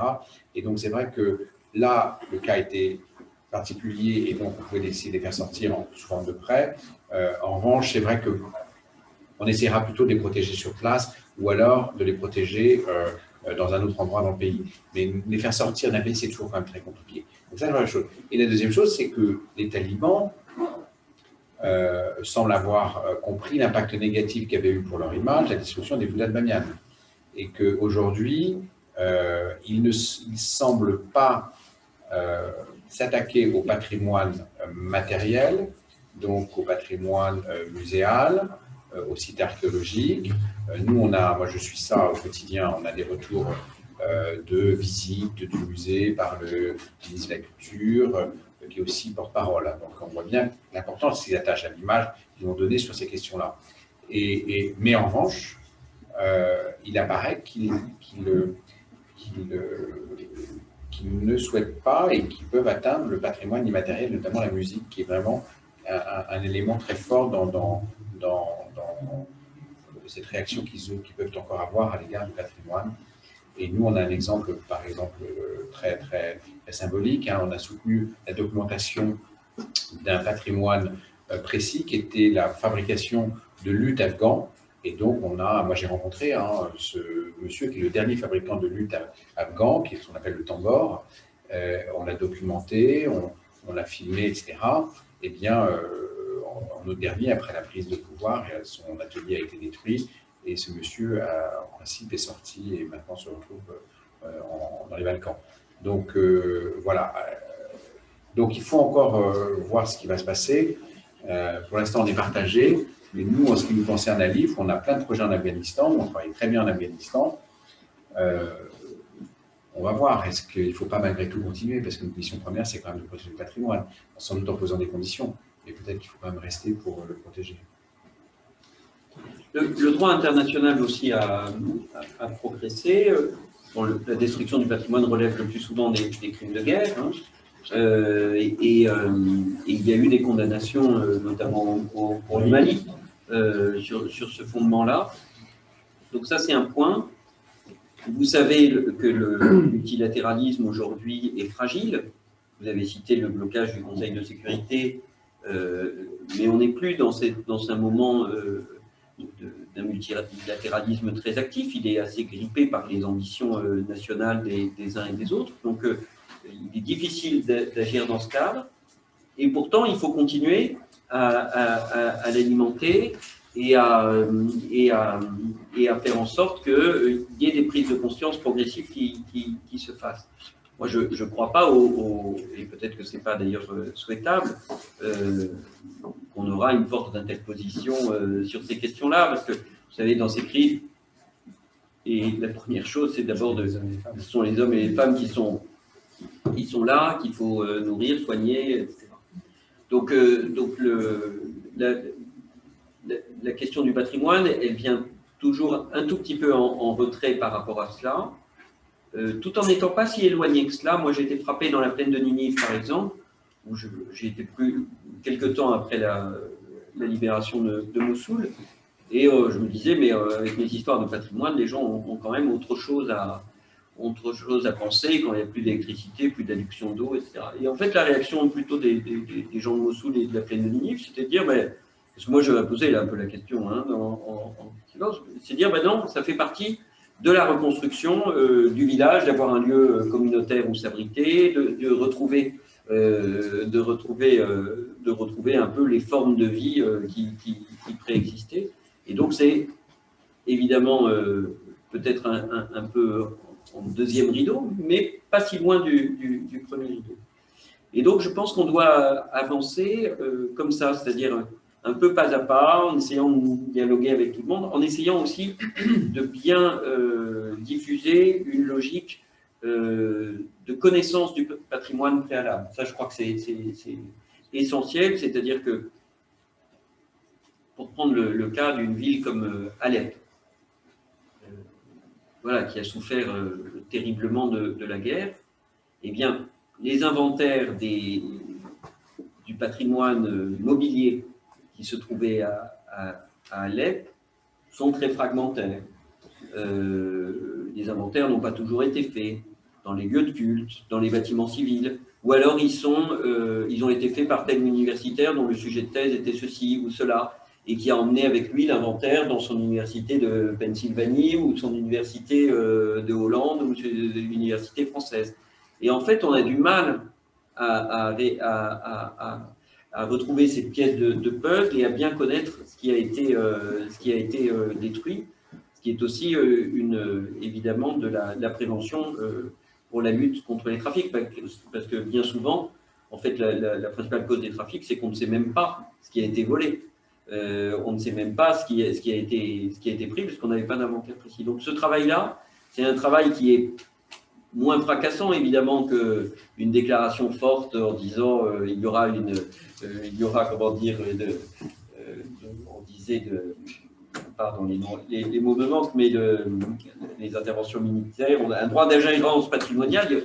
Moi, je ne crois pas à ça. Aujourd'hui, le principe de souveraineté des États, il s'applique et je ne crois pas qu'une nation ou que les Nations Unies enverront une force d'interposition pour...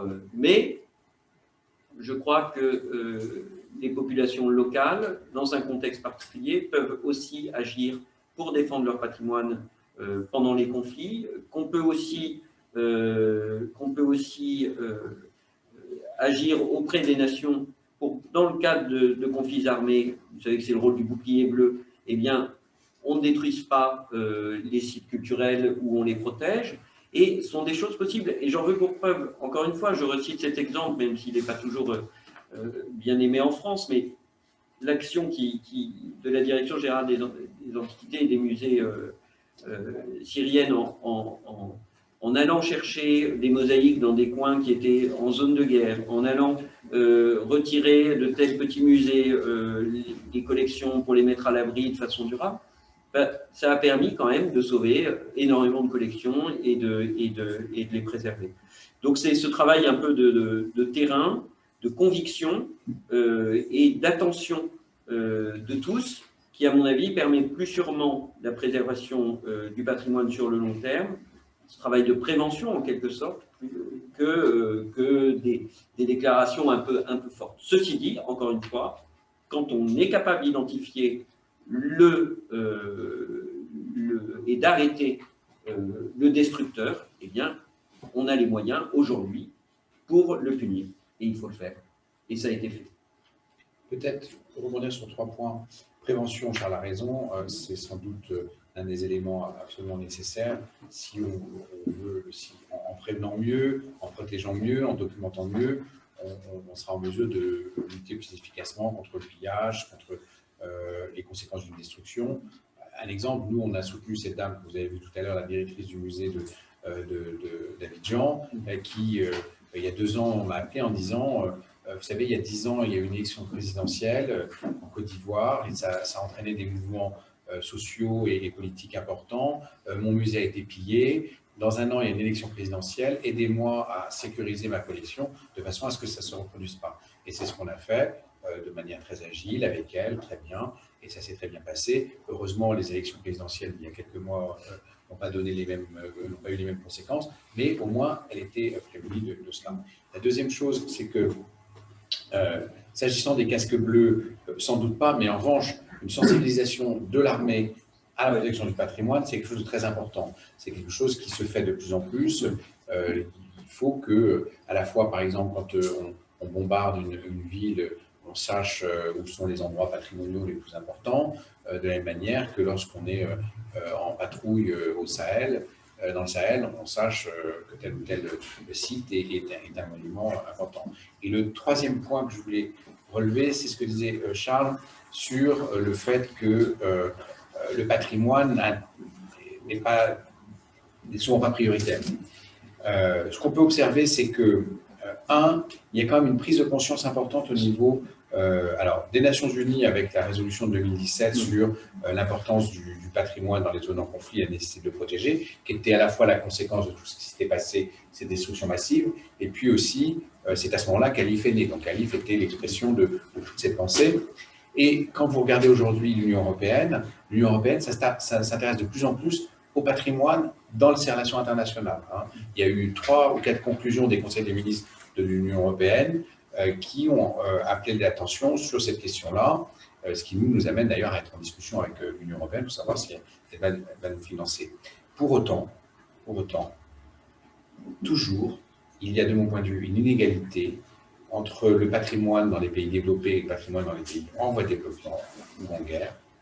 Parce que lorsque Notre-Dame brûle, personne ne se pose la question de savoir si la reconstruction de Notre-Dame va créer des emplois dans le 5e arrondissement, alors qu'aujourd'hui, il faut obtenir des financements pour réhabiliter du patrimoine dans les pays en guerre. La première question que certains grands bailleurs me posent, c'est combien d'emplois ça va créer.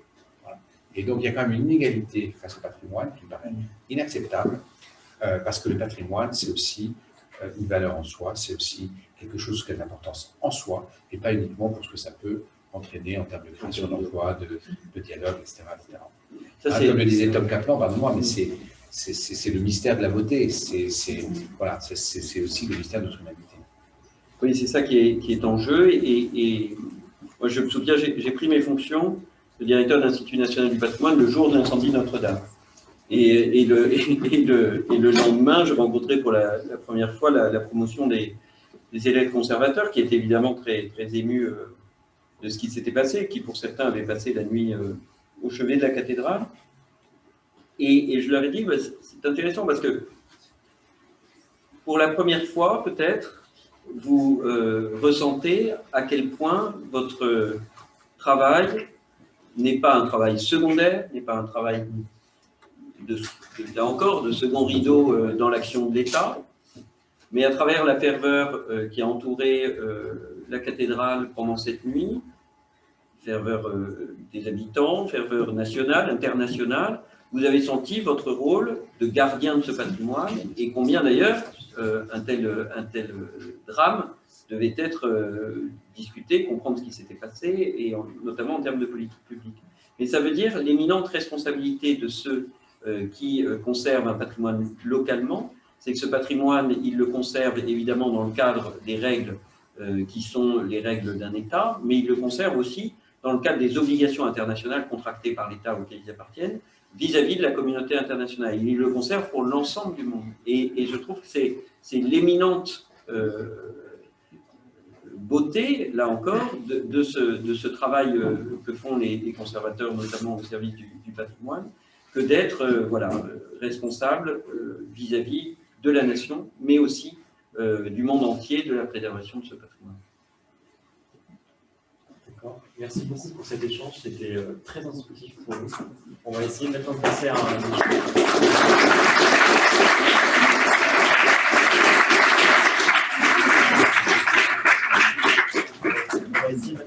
échange avec le public. Si vous avez des questions à poser, je vous invite à lever la main.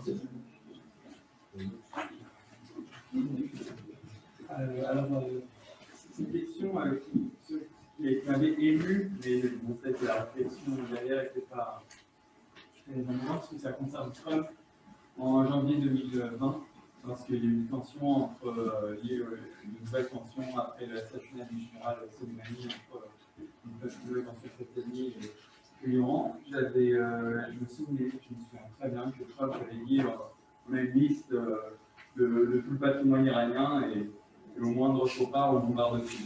Et il avait vraiment cité le patrimoine. Et c'est vrai que Trump nous a gâché la vie pendant 4 ans avec ses déclarations, mais c'est vrai que ça c'était le patrimoine qui était sorti du 2017, mais c'est vrai que j'avais été particulièrement ému. Et est-ce que vous avez eu des contacts ensuite avec des collègues américains par rapport à expliquez-moi un petit peu pour avoir cette liste, cette idée? Bah, pas avec Trump, pour être honnête. Et de toute façon, après, ça s'est passé très vite. Oui, nous, on travaille beaucoup avec les Américains, mais encore une fois, pour Trump, le patrimoine pouvait là encore être une arme de guerre, comme il l'a pu l'être pour d'autres. Ce n'est pas le privilège uniquement du terrorisme de considérer le patrimoine comme une arme de guerre. Donc, hélas, lui-même aussi était prêt à s'en prendre au patrimoine de l'Iran. Pour autant, on connaît les extrêmes et les exagérations de Donald Trump. Aujourd'hui, les Américains avec lesquels nous on travaille ont le souhait de protéger le patrimoine irakien notamment. Alors l'Iran c'est plus compliqué, mais irakien dans sa diversité, et on partage les mêmes objectifs. Juste un petit exemple aussi intéressant sur l'instrumentalisation du patrimoine. Un petit exemple, mais récemment, sur Twitter, un jeune archéologue irakien se prenait en photo à l'Arche de Ctésiphon, qu'on a peut-être vu tout à l'heure, en disant, contrairement à ce que certains disent, il ne s'y passe rien. suis dit, c'est bizarre, c'est qui ce type qui dit qu'il est archéologue, qui travaille pour l'administration du patrimoine irakien. Donc, il se trouve que 2 jours après, j'étais avec le ministre irakien. Je dis, mais voilà, est-ce que vous le connaissez? Parce que ce qu'il dit est faux, puisque ça fait 1 an qu'on finance et qu'on travaille sur ce site. Et effectivement, ce jeune homme avait posté une photo de lui d'il y a 2 ans sur le site, disant qu'il n'y se passe rien, alors qu'on sait que c'est un site très sensible, hein, parce que c'est un site sassanide, donc c'est un site aussi de tradition iranienne.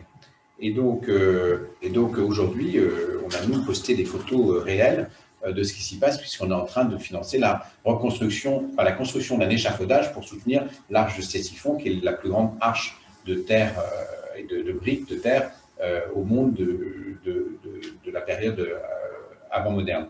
Donc voilà, donc vous voyez à quel point dans cette région il peut y avoir même de manière très sensible la contestation de ce que peut être un patrimoine et ce qui peut être fait pour vous.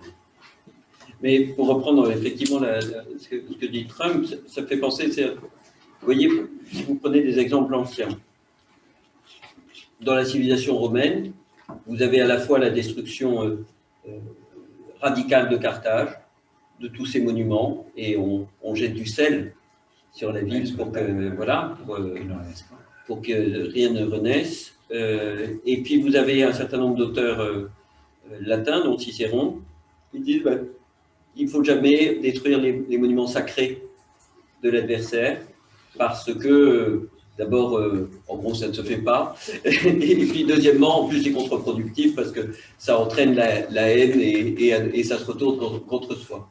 Et donc, on voit bien que dans ces grandes civilisations, de la même manière qu'Athènes a été capable à certains moments de la guerre du Péloponnèse d'aller arracher ce qu'il y avait de plus les oliviers de certains de ses adversaires, et Thucydide raconte cela, et les Spartiates ne sont pas en reste.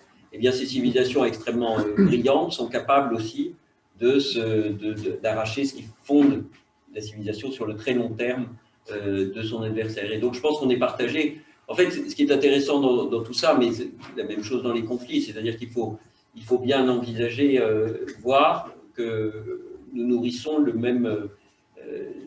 le mal n'est pas extérieur à nous. Il nous traverse, il traverse nos civilisations. On a cette tension dans nos civilisations entre barbarie et civilisation, comme ça existe à l'extérieur de nous. Et ce n'est pas quelque chose qui nous est extérieur. C'est quelque chose qu'on doit d'abord combattre soi-même, au sein même de sa société et de sa civilisation. Voilà, et travailler avec justement ceux qui, partout dans le monde, essayent de faire vivre ces principes de préservation du beau, du vrai, de l'excellence et de ce qui fonde véritablement l'homme.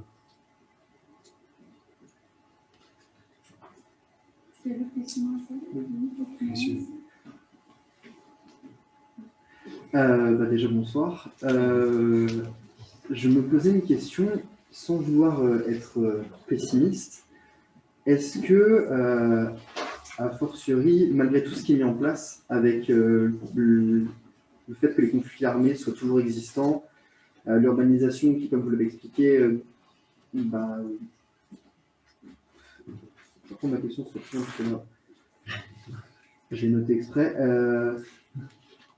Oui, est-ce que le patrimoine matériel oriental est voué à dépérir de plus en plus au vu de la persistance de conflits armés, de la recrudescence de la désertification, mais aussi de la croissance démographique qui engendre l'urbanisation? Voilà, c'est ça ma question.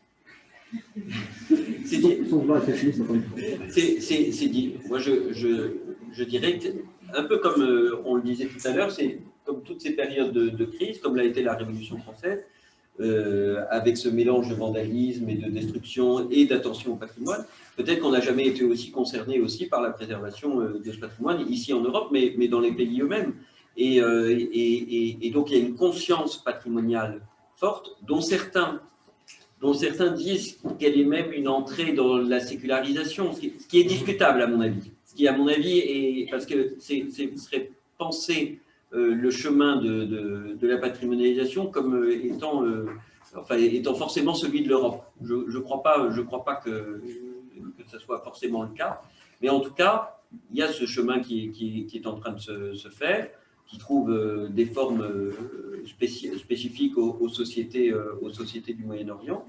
Et moi, je note quand même un intérêt grandissant, et parce que c'est aussi lié, alors pour le meilleur et pour le pire, à cette question de l'identité.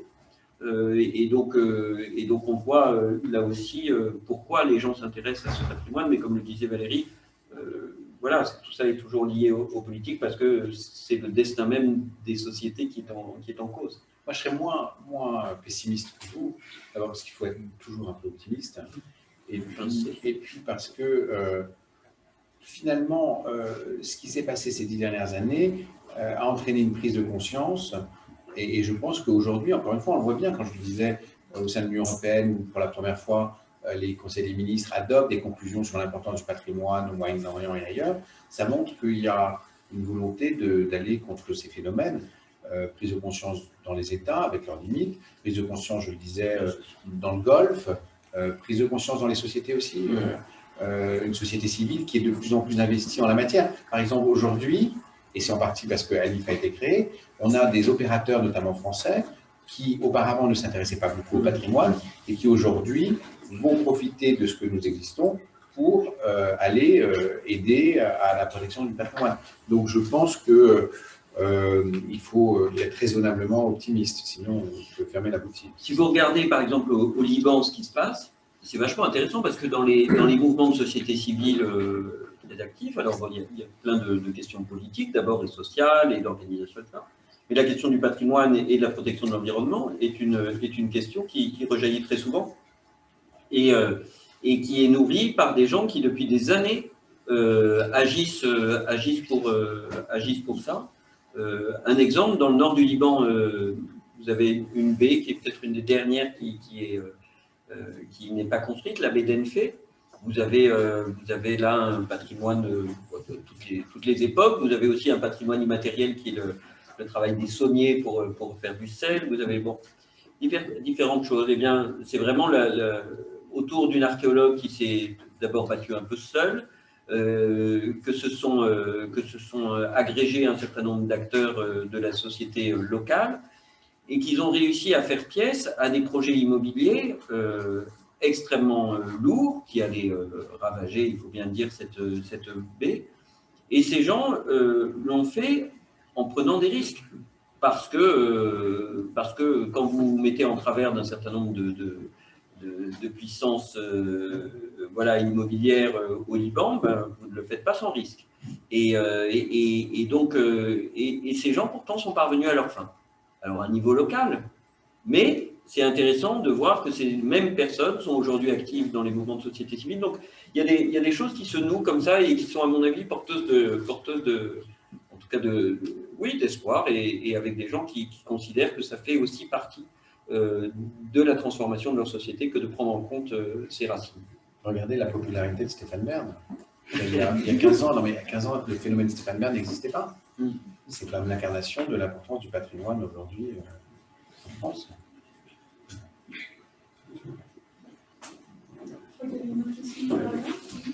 Je me demandais si, vu le contexte syrien des relations actuelles, vous étiez parfois à faire des groupes armés, des conseils militaires armés par exemple, ou d'autres groupes armés qui contrôlent des zones où vous intervenez. Et plus largement, comment vous entrez en relation avec les autorités, qui soient étatiques ou non, qui contrôlent les zones dans lesquelles vous intervenez? Donc là, vous parlez de quel pays? L'Irak, c'est quand même un pays qui globalement est sous l'autorité des Irakiens. Donc nous, on travaille dans toutes les zones dans lesquelles on travaille en accord avec les autorités irakiennes en charge du patrimoine. Et au Kurdistan irakien, avec les autorités du Kurdistan irakien. Donc en Irak, aujourd'hui, il n'y a pas de difficulté de cet ordre, même s'il peut y avoir des résurgences de Daesh, globalement, c'est maîtrisable. En revanche, la Syrie, c'est plus compliqué. En tout cas pour nous. D'abord parce que nous, au sein d'Alif, on a un board, on a des États membres. Pour des raisons politiques que vous connaissez, notamment s'agissant de la France, on n'intervient pas dans la Syrie qui est sous l'autorité de Bachar el-Assad. Donc ça, c'est vrai que ça rend une partie de notre mission un peu boiteuse, parce qu'on sait bien que c'est à Palmyre, à Alep, qu'il y a eu les dissolutions les plus massives. Alors nous, ce qui fait qu'on a réussi à intervenir de deux manières. D'abord, en documentant le patrimoine de la Syrie sous l'autorité de Bachar el-Assad. C'est ainsi que, par exemple, on travaille avec l'Université de Lausanne à la documentation et numérisation du temple de Balchamine à Palmyre, avec l'Université de Nanterre sur le monastère de Saint-Siméon dans le nord de la Syrie. Et puis, on intervient dans le nord-est de la Syrie, dans le Kurdistan sous autorité kurde, en travaillant avec les autorités kurdes locales, qui, comme vous savez, sont pas reconnues non plus par les Syriens, etc. Et donc, par exemple, Raqqa, on est intervenu sur la restauration du musée de Raqqa, et aujourd'hui sur la réhabilitation de ses collections, en travaillant avec la maire de Raqqa, Leila Mustafa, qui est une femme qui vient assez régulièrement en France et qui est une personnalité très jeune, hein, assez admirable. Voilà, c'est comme ça, on essaie de trouver des solutions au cas par cas. Après, quand effectivement une intervention d'organismes qui sont comme le mien, un organisme national ou un organisme international comme ALIPH, voilà, ne peuvent pas agir. Il y a d'autres acteurs qui agissent et qui prennent le relais. D'abord un certain nombre d'associations et qui en Syrie notamment interviennent pour la restauration du patrimoine et d'autres actions évidemment, mais celle-là aussi. Et puis d'autre part, on peut aussi passer par des... Voilà, c'est l'importance de nouer des liens de long terme avec les personnes qui s'occupent du patrimoine. Je vais vous donner un exemple qui me venait à l'esprit là. Lorsque Daesh a envahi la plaine de Ninive, il y a un monastère qui s'est trouvé sur la ligne de front et personne ne savait très bien s'il n'allait pas être pris par Daesh. C'est le monastère de Marmata, monastère syriaque orthodoxe qui domine la plaine.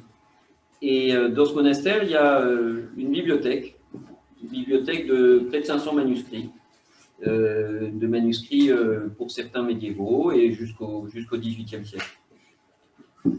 Cette communauté syriaque orthodoxe, vous en avez en Irak, vous en avez en Syrie, vous en avez au Liban. Et au Liban, il y avait le bibliothécaire de la communauté qui a fait ses études à la Sorbonne et qui est docteur en Sorbonne en civilisation syriaque. Et alors il nous a dit, bon, on a parlé de cette bibliothèque, et il nous a dit, ben, moi voilà, il y a 2 religieuses irakiennes qui sont prêtes à aller numériser les manuscrits sur place, mais on n'a pas l'argent. Alors on a trouvé l'argent et la subvention qui allait bien pour que voilà, les 2 personnes puissent intervenir dans un endroit où les Européens n'allaient plus. Voilà, on essaye de trouver ces relais, de faire marcher justement d'où l'importance de travailler voilà, dans le long terme, en profondeur, avec les acteurs locaux, et qu'ils aient confiance en vous, et qui considèrent aussi que vous n'êtes pas là pour piller, le mot serait trop fort, mais simplement dans un but, d'appropriation du patrimoine qui est le leur. Vous voyez, il peut y avoir certains projets, il y en a eu par exemple de numérisation massive du patrimoine, en gros qui était de la captation d'images du patrimoine et pour les mettre dans des serveurs occidentaux. Ben, il y a un certain nombre de gens, et à raison, qui considèrent que ce n'est pas tout à fait légitime. Et donc je crois que le travail que fait ALIPH, le travail qu'on essaye de faire, c'est un travail qui est réellement au service du patrimoine de ces personnes. Et quand il s'agit de numériser une bibliothèque, parce que ça fait partie de sa protection, et bien, il y a aussi une part où on va restaurer les manuscrits sur place pour que ces objets puissent perdurer dans les décennies qui suivent. Et je pense que ça, c'est aussi très important, c'est-à-dire de ne pas être dans une démarche un peu voilà, d'appropriation. Évidemment, c'est un patrimoine universel dans bien des cas, mais ceux qui en ont la charge, ce sont les gens qui sont sur place, et c'est leur histoire, et il importe de respecter cela et de préserver ce rapport des personnes avec le patrimoine qu'ils conservent.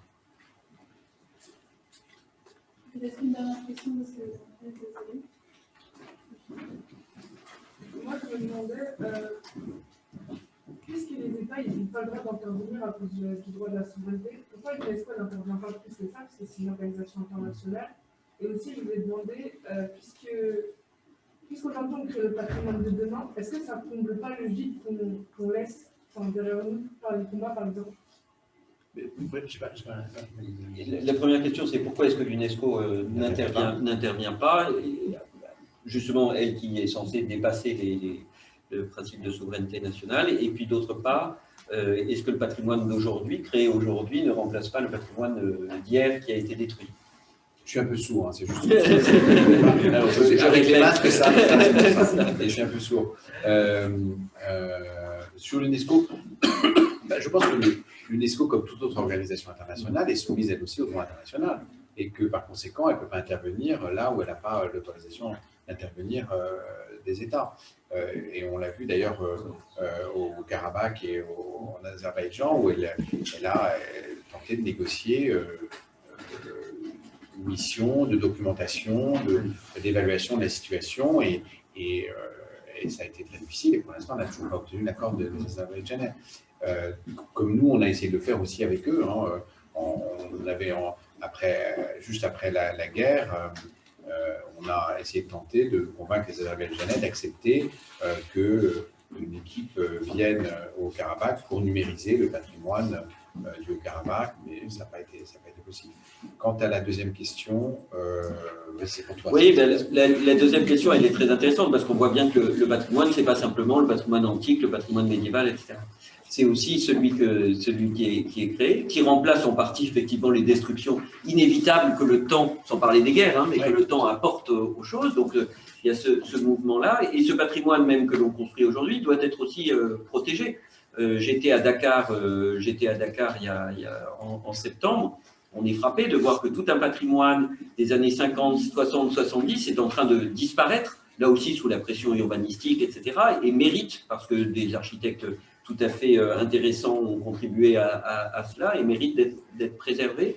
On voit aussi que pour remplacer le patrimoine détruit, il y a le patrimoine effectivement qui est en train de se créer, et donc la nécessité de construire bien, de construire de manière qualitative, de faire cela, mais aussi, on voit bien que s'il remplace le patrimoine qui a été détruit, c'est le patrimoine que l'on découvre, que l'on continue à découvrir.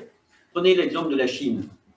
La Chine, la révolution culturelle de Mao, a eu un effet dévastateur sur le patrimoine chinois. Dévastateur. Il y a des endroits entiers où le patrimoine, pourtant d'une des plus anciennes civilisations, a disparu corps et bien.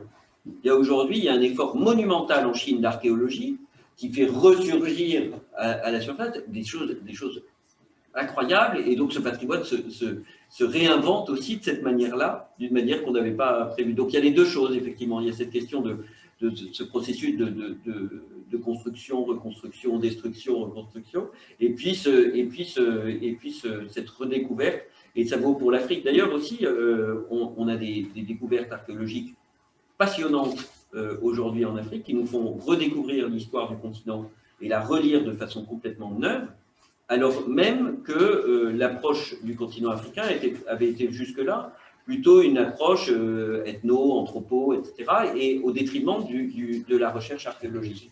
Et bien là, on réinvente un patrimoine aussi, et on réinvente une écriture de l'histoire qui est très différente de celle qui était connue jusqu'alors, et ça renouvelle complètement notre vision. Donc vous avez raison, en fait c'est un processus, il n'y a pas un patrimoine figé, intangible pour toujours, tout ça est un processus vivant, où on essaye de préserver les traces du passé tout en les transformant, parce qu'on les transforme inévitablement. On en parlait en venant ici à propos de monuments irakiens.